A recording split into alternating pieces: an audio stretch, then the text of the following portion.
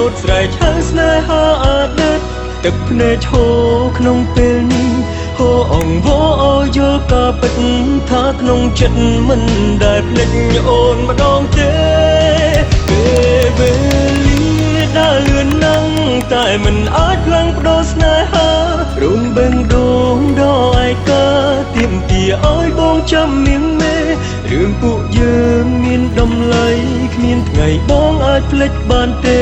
ដល់ពេលនេះបងនៅតែស្រឡាញ់អូន